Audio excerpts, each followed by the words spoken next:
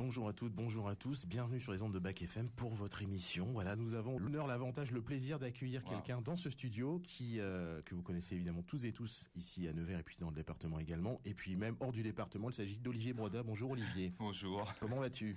Très bien. Voilà, t'as vu, je t'ai bien lancé quand même. C'est la pression là. Non, t'as la pression aussi. J'allais dire, t'as intérêt à assurer. Ça, c'est clair puisque tout le monde me connaît. Voilà.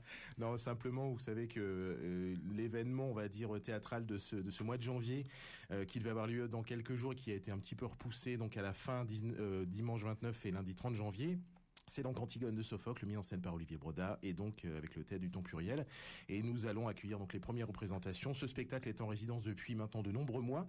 Et puis justement, on t'a donc invité aujourd'hui pour pouvoir parler de cette pièce, un petit peu de tout ce qui tourne autour, des motivations, de plein de choses. Olivier, nous avons donc là maintenant la possibilité de commencer à aborder cette création d'Antigone. Ce qu'on aurait peut-être pu déjà se demander finalement, c'était d'avoir, on va dire, un petit peu comme ça de but en blanc une présentation générale de ce spectacle. On va dire comment ça s'est passé, d'ailleurs où est-ce qu'on en est finalement dans dans le timing, comment ça se passe? Ça se passe, et c'est la première fois que je réussis à dire ça. Ça se passe plutôt bien, et ça me fait d'ailleurs plutôt peur de dire que ça se passe plutôt bien. Non, ça se passe très bien. On peut même dire que la création est prévue pour fin janvier, mais que c'est quasiment bouclé pour des petites raisons de planning. D'ailleurs, on l'a expliqué tout à l'heure, on a dû décaler, puisque le comédien qui joue Créon est parti en tournée jouer à un Beckett. Donc voilà, il nous a quittés hier, enfin quittés. Il revient.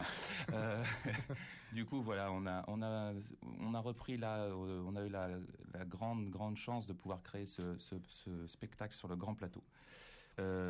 Et donc on a depuis, on va dire là, le 3 janvier, enchaîné un gros travail, et avec toute l'équipe, on peut dire que pour moi c'est plus ou moins dans la boîte, on va dire, voilà, et on se retrouve en fait pour la Générale le 28.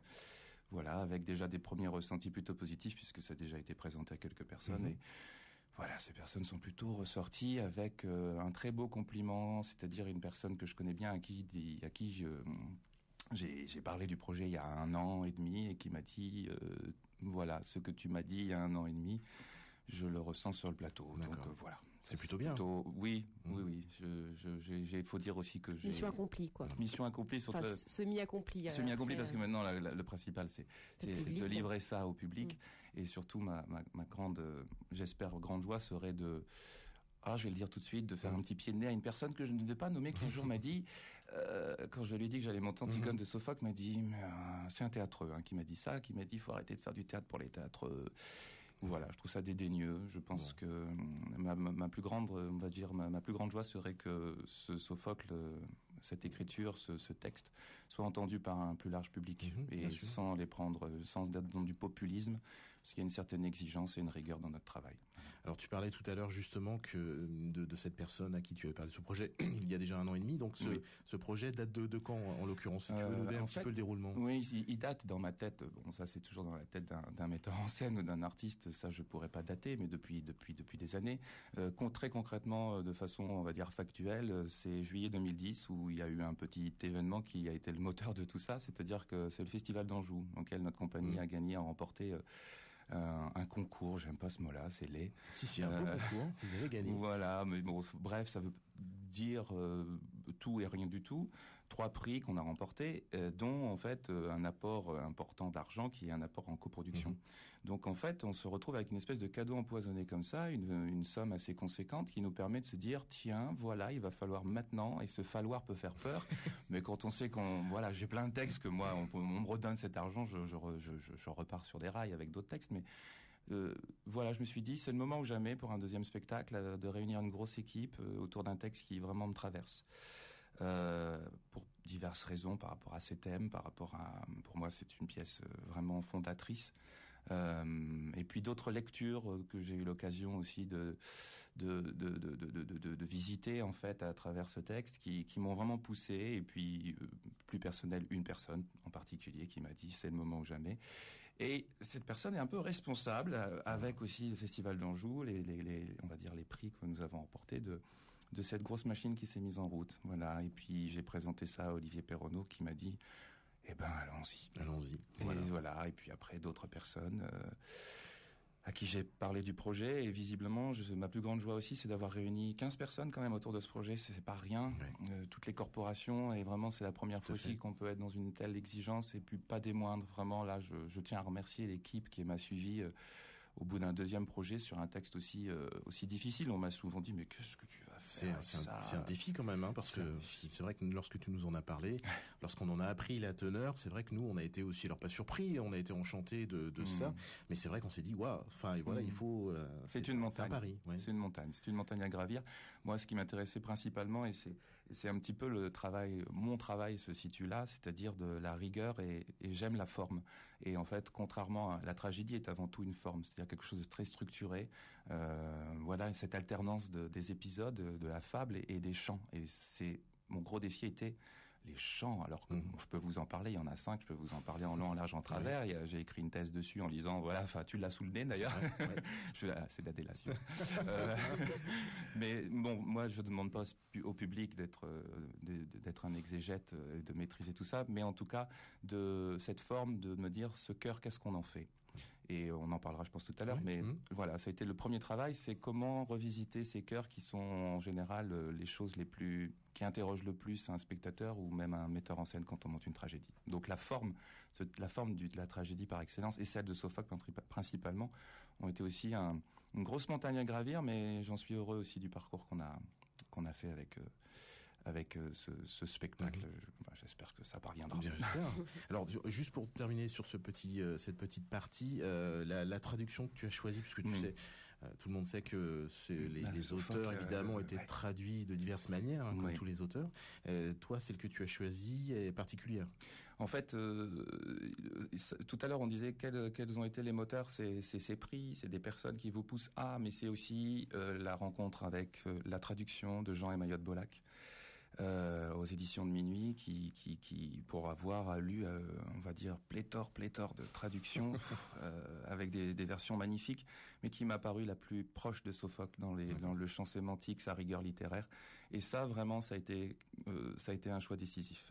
D'ailleurs, on a fini par se rencontrer par hasard. Voilà, ils sont tombés sur mon dossier quand j'ai demandé les droits d'auteur et ce monsieur Jean Bolac, qui est un éminent philologue et philosophe dont j'admirais le travail, m'a contacté un jour en me disant, vous êtes qui ? Est-ce qu'on peut se rencontrer ? Et visiblement, il était impressionné justement par rapport à mes motivations, la forme que je voulais rendre et il vient en répétition. Enfin, c'est très touchant. C'est très touchant. C'est fou quand même. C'est hallucinant. Un monsieur de 88 ans qui revient avec des yeux d'enfant et qui redécouvre sa propre traduction puisqu'il l'a faite en 99 pour Marcel Bauzonnet au Théâtre de la Bastille. Ouais.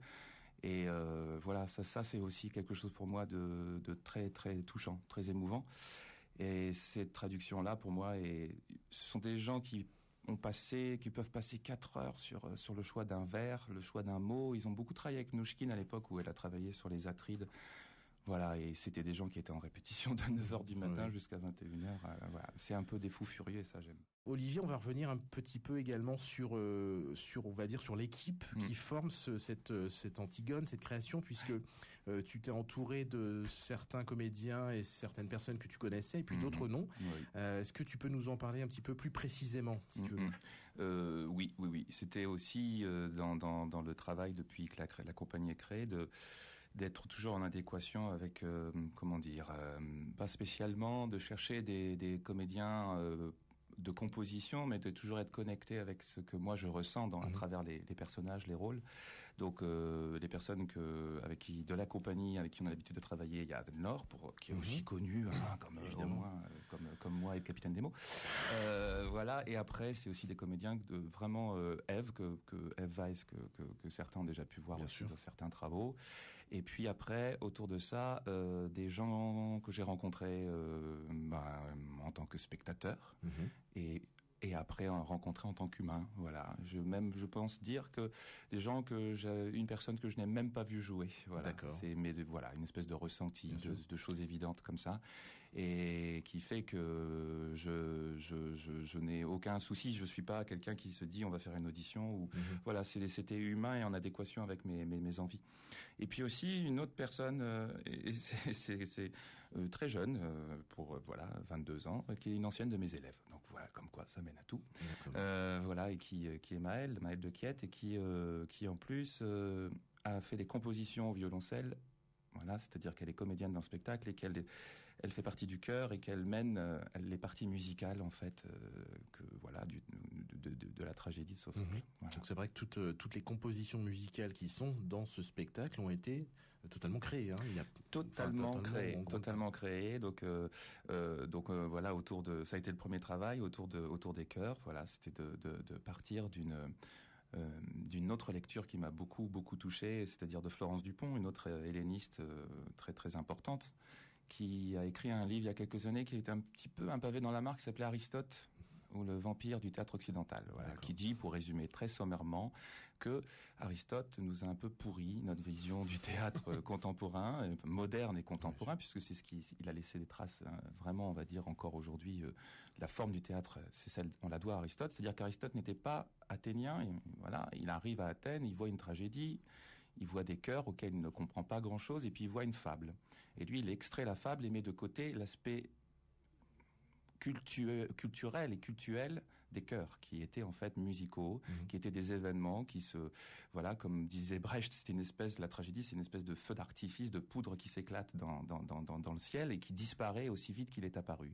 Et quand on n'est pas de cette culture, le chœur nous est étranger, et Aristote, lui, pour essayer de réunir la pensée grecque, il crée la poétique, il crée voilà une façon de penser culturelle qui veut diffuser dans toute la Grèce, et la tragédie l'athénienne, il la comprend pas très bien en fait. D'accord. Donc il extrait le texte, le mythos. Voilà, pour lui, la fable est au cœur de la représentation, et c'est ce qui domine aujourd'hui nos plateaux de théâtre. Et moi, j'ai pris ça à l'inverse. Je me suis dit, tiens, si on revenait à la musique, remettre la musique au cœur de la représentation. Et puis à la quête du sens, elle y est, mais elle n'est pas primordiale. C'est avant tout un ressenti organique, émotionnel. On est dans une logique émotionnelle et non pas que narrative. La quête du sens est importante, mais elle n'est pas primordiale dans notre vision, en tout cas dans ma vision de la construction. En revanche, en amont de mon travail, les visions d'Antigone de cette figure, elles sont incommensurables. Je peux vous parler de cette pièce pendant des heures. C'est pas ça le débat pour le spectateur, c'est de retourner au spectateur de l'époque de l'émotionnel, voilà, et remettre la musique au cœur de la représentation. Donc voilà, le travail du chœur, c'est ce qui a été le plus important et qui a construit la mise en scène.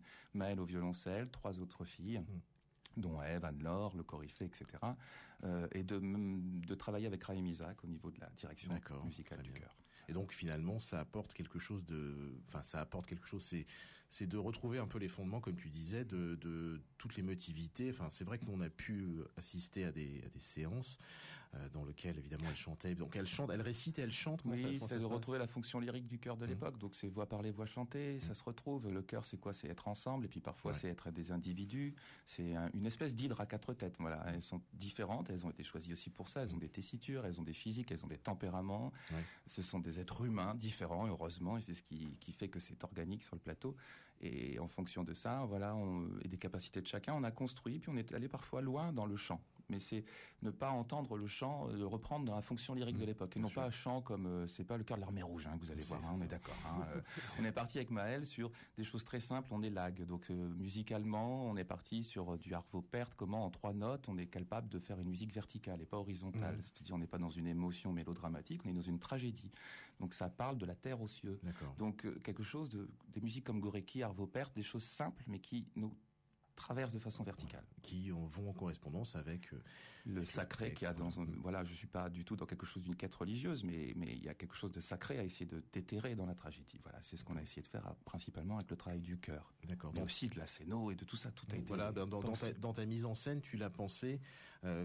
Quel était le fil rouge de la mise en scène? Le fil rouge, ça a été pour moi avant tout de revenir à une espèce de dialectique, éloignement, rapprochement. Je pense que les Grecs ont compris beaucoup de choses.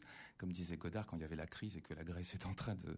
on devrait sauver la Grèce, c'est évident, rien que pour ce qu'ils nous ont légué, en art, en philosophie, en pensée. Ils avaient tout compris, la polysémie de la scénographie, il y avait rien, il y avait tout. On laissait l'imaginaire se développer.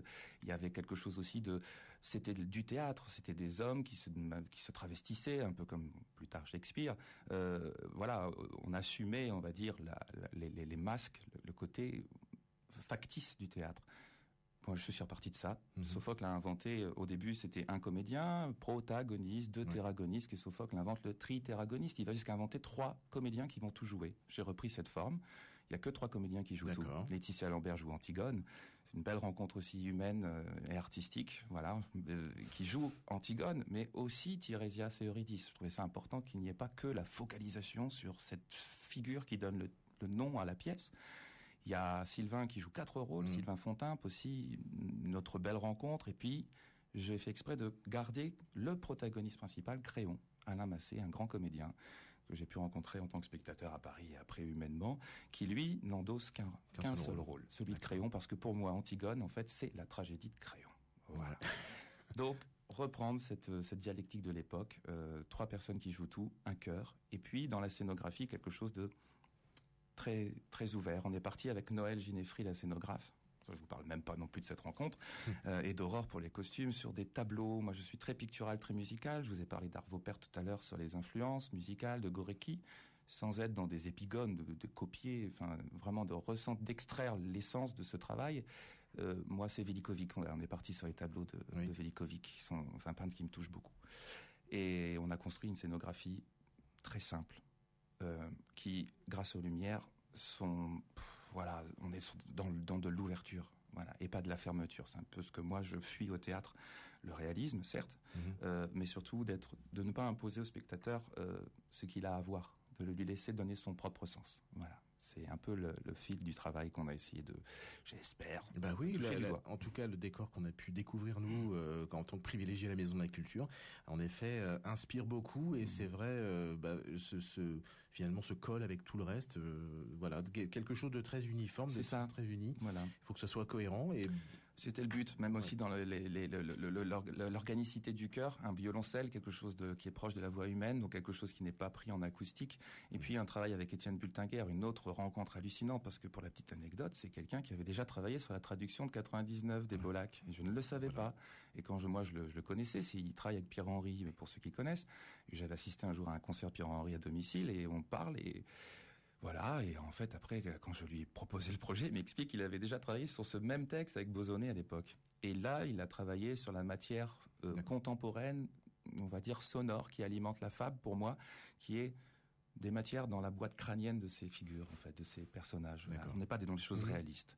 Et tout ça, c'est imbriqué, en fait, et c'est pour ça qu'on est un peu fatigué, parce que quand je dis tout à l'heure, le spectacle est bouclé, c'est que on a construit ça, on n'a pas travaillé chacun de notre côté. Voilà. C'est vrai que c'était un travail d'1 an et demi d'échanges permanents, et je pense que c'est ça qui est flagrant, c'est qu'il y a quelque chose qui s'imbrique, et que si on retire l'un ou l'autre, il y a quelque chose qui s'effondre. Et ça, je pense que c'est pour moi primordial dans le travail avec une équipe. Voilà. D'accord. 15 personnes quand même. 15 personnes, voilà, c'est vraiment, vous l'avez compris, je pense, un travail d'une ampleur assez importante avec, nous on a eu aussi l'occasion de pouvoir les rencontrer, et on s'est aperçu que ce projet était un projet en effet très complet, dans le sens où tout est, je crois, mis en place pour vous séduire, vous public, dans cette tragédie qui, on l'espère, saura vous toucher, hein, parce que le principe c'est ça. C'est le but, c'était de construire tout ça ensemble, quelque chose qui est du rapport, du ressenti, de l'émotionnel avant tout. Le sens y est, hein, et Dieu sait qu'on peut y disserter, et que c'est un texte sans fond. C'est un peu comme une eau profonde mais limpide, c'est-à-dire qu'on voit le fond, mais c'est très très loin. Et vraiment, en fonction de la strate, la lecture que vous prenez, à chaque fois il y a quelque chose qui apparaît. C'est une espèce de langage énigmatiquement lisse, en fait. On a l'impression, c'est un peu comme Oedipe et le Sphinx, la question a l'air toute conne, toute bête, mais pourtant elle est complexe, personne ne la trouve sauf Édipe. Bah, c'est un peu ça, Sophocle et Antigone, voilà. Et le spectateur, moi, je veux avant tout qu'il soit dans quelque chose, du ressenti. Très bien, on peut aussi finir de parler de la création d'Antigone. C'est pareil, un travail en cours, mais en fin de création. Quelles sont tes attentes par rapport à ce spectacle? On va dire, on peut pas toujours dire j'aimerais bien ci, j'aimerais bien ça, mais concrètement, tu nous as dit que c'était déjà un petit règlement de compte par rapport à une personne, ça on l'a très bien compris. Non, faut pas résumer ça à ça. Non, je pense que c'est un combat personnel, ce que j'ai dit. Enfin voilà, entendre ce genre de phrase me donne plutôt espoir et motivation à prouver le contraire. D'accord. Et donc on espère évidemment une belle tournée. Oui, voilà. Donc il y a la création est à Nevers, on va jouer chez nos coproducteurs et après il y a aussi le Paris. Voilà, du 28 mars au 6 mai prochain. Voilà, au 20e théâtre, en co-réalisation. Voilà, on présente ce spectacle. Donc je suis allé parler de ce spectacle. Il n'était pas encore en création et le directeur Pascal Martinet m'a proposé.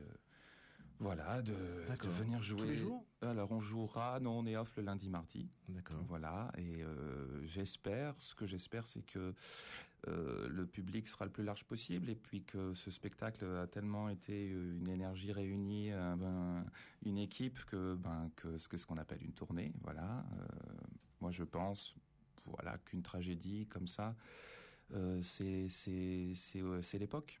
C'est dans l'air du temps, je sais pas, j'arrive pas. D'ailleurs, c'est un peu aussi le problème, c'est que nous ne serons pas les seuls à jouer une Antigone de Sophocle au moment où nous serons sur Paris. Il y a Adèle Hakim aussi, je crois, qui en monte une du théâtre des Quartiers d'Ivry.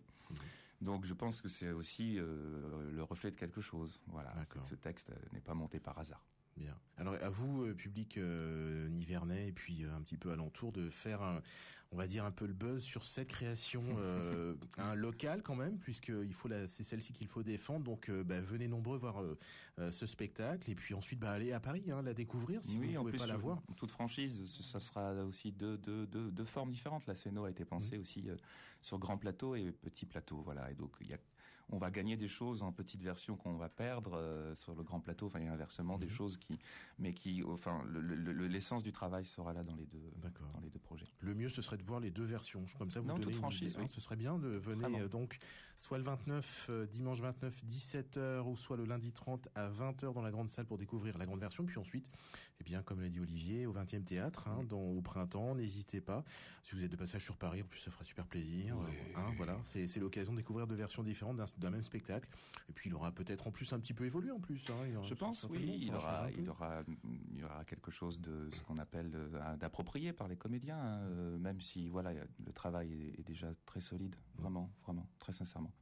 Outre Antigone, la compagnie a toujours de l'actualité. Il se passe toujours plein de choses, certainement. On est toujours avec notre Marivaux en tournée. On est avec le spectacle où là on a été, on va dire, des artistes associés réunis avec Sandrine Anglade et puis les comédiens du temps pluriel sur Le Médecin Volant. Voilà. Dont on a énormément parlé, qui a fait un carton intersidéral dans le département, même à Nevers, surtout dans le département. C'était vraiment génial. Voilà, et donc on remet le couvert avec ce spectacle. Sandrine revient parmi nous bientôt pour justement revisiter un peu, retravailler un petit peu parce qu'on fait une reprise ici un petit peu en février.